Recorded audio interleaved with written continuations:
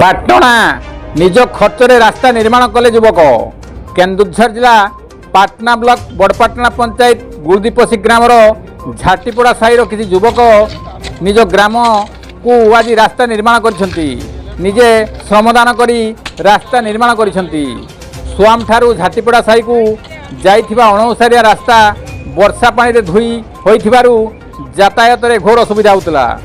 ଜରୁରୀ ସମୟରେ ଏହି ରାସ୍ତା ଦେଇ ଯିବା ଆସିବା କରିବା ସମ୍ଭବ ହେଉନଥିଲା। ସାହିର କିଛି ଯୁବକ ଏହି ସମସ୍ୟାକୁ ଦେଖି ଏକତ୍ରିତ ହୋଇ ମାଟି ମରମ ପକାଇ ରାସ୍ତାକୁ ତିଆରି କରିଛନ୍ତି। କାମରେ ବରାଳ ବାରିକ ନେତୃତ୍ୱରେ ଏହି ରାସ୍ତା ନିର୍ମାଣ ହୋଇଛି। ଏହି ରାସ୍ତା ତିଆରି କରିବା ପାଇଁ ସନ୍ତୋଷ ସେଠୀ, ଶଙ୍ଖାଳି ବାରିକ, ଗୁଣ୍ଠୁ ନାୟକ, ଭୁବନା ଦେହୁରୀ, ଶ୍ରୀକାନ୍ତ ରାଉତ, ପୂର୍ଣ୍ଣ ରାଉତ, ମଦନ କୁମାର ବାରିକ, ଯୋଗଳ କିଶୋର ବାରିକ, ପଦ୍ମନାଭ ନାୟକ ପ୍ରମୁଖ ରାସ୍ତା ନିର୍ମାଣରେ ଶ୍ରମଦାନ କରିଥିଲେ। ଏହି ମହତ୍ କାମ ପାଇଁ ଗ୍ରାମବାସୀ ତାଙ୍କୁ ସାଧୁବାଦ ଜଣାଇଛନ୍ତି। Gobinda Raut report, KD news Odia.